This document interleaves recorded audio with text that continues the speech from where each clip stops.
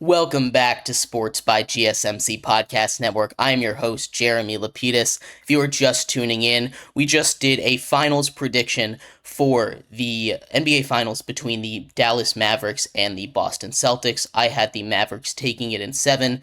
We'll do a deeper dive into that series just a couple days before it kicks off, about a week from now. So maybe next Friday, we'll do another deep dive into that series.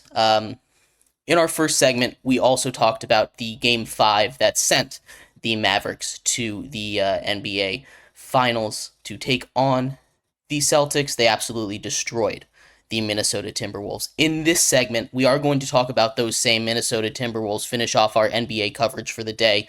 We're going to talk about the Timberwolves, where they go from here, if they can repeat this success in future seasons, and what really a future outlook map for them kind of looks like. But before we do, remember that if you would like to be an even bigger part of the show than you already are, all you need to do is go to gsmcpodcast.net. Leave a tip or donation with a message in it. That message should pop up on the bottom of the screen for you, me, and everybody else around the world to see. If you do have a burning question about sports, anything at all, go ahead and leave it in the chat. I will get to it as soon as I possibly can. I appreciate all of you for sticking around and talking some sports with me on a beautiful Friday afternoon. But like I was saying, we are going to finish off our NBA coverage today talking about the Minnesota Timberwolves, their path to where they got, and what their future looks like. So breaking down how they got here, obviously, they trade for Rudy Gobert a season or two ago. Kind of looks like an awful trade after everything goes down the dumps last season. They rebound this season, look more like the team we expect them to. Anthony Edwards obviously has his coming out party in the playoffs, takes them all the way to the Western Conference Finals. I talked about in previews before how this is the first time they won a playoff series since the Kevin Garnett era, nearly 20 years ago. It's been a very long time since Minnesota basketball was this successful. And it seems like this is a team, it's a very young team. They've had a lot of people still locked up, still under contract, that can continue going forward and being successful. But their one hitch in that is that they get expensive next season. And I know this is a little less exciting, but Anthony Edwards' extension kicks in. His all-pro selection, he gets that bonus. Jaden McDaniels' extension kicks in. You have that Rudy Gobert contract, which is expiring soon. And then you have some important pieces like Mike Conley, who is a free agent. Some of these guys are going to need to get paid. Naz Reid won Sixth Man of the Year. His contract isn't up, but it will be up soon. That's another thing that they need to keep an eye out on. The Timberwolves, while they are still an incredibly young team with a great outlook for the future, if you take a look at them compared to the Mavericks or the Celtics or the Pacers, the other three teams in the conference finals this season, I don't feel as confident in their ability to get back here as the rest of them. And the Pacers you might call into question, but for the two teams in the finals, right? They have their entire cores locked up for a pretty long term. And the Celtics case, they are just stacked head to toe. You're not too worried about them. Luka's going to be able to keep the Mavericks in contention. He's always been a great playoff player.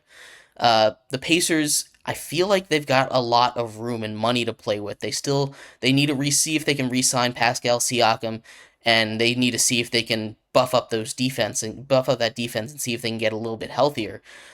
But I feel like they might have a easier path, especially in that Eastern Conference, to the conference finals yet again than the Minnesota Timberwolves, who, even if they are able to perform at this level again next season, not only does it get expensive, but you also then have tougher competition coming back. They're going to have the Nuggets again. The Spurs are coming up. The Mavs you're going to have to deal with. These teams that are the Thunder are still there. They're only going to get better. These are just some of the teams that made the playoffs this year.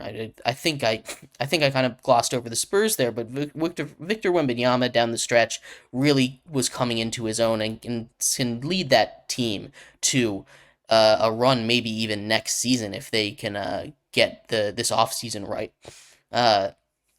But this Wolves team has a lot of big questions to fill. Like Rudy Gobert, for even though he won that fourth Defensive Player of the Year award, uh, is it worth keeping him there for the long term future? Right.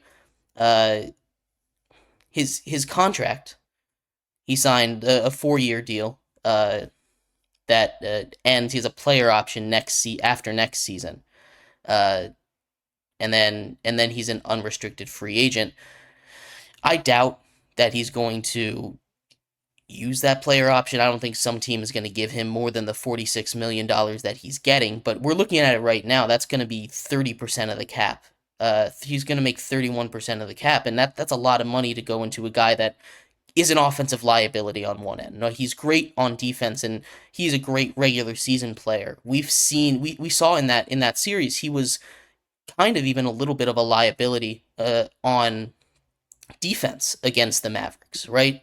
He they kept throwing alley oops over him, and I feel like that's kind of his whole job to stop that.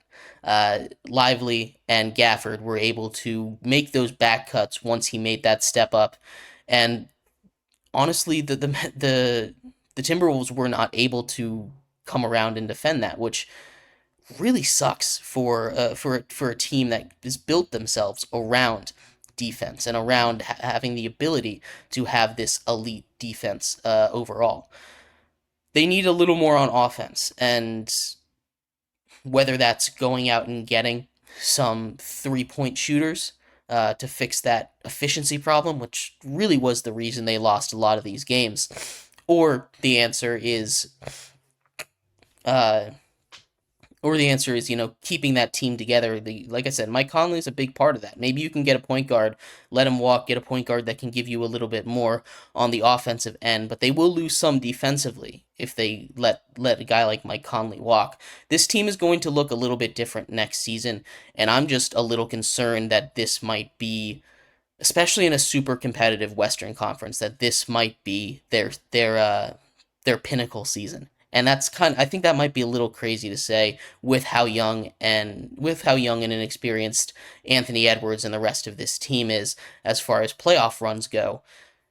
They'll learn from this mistake. They'll learn from the mistakes they made in this postseason, and postseason experience is an important thing. But Cat as your number two, I don't think he can really be trusted in the playoff games with how inconsistent he is. And I think Cat's a great player.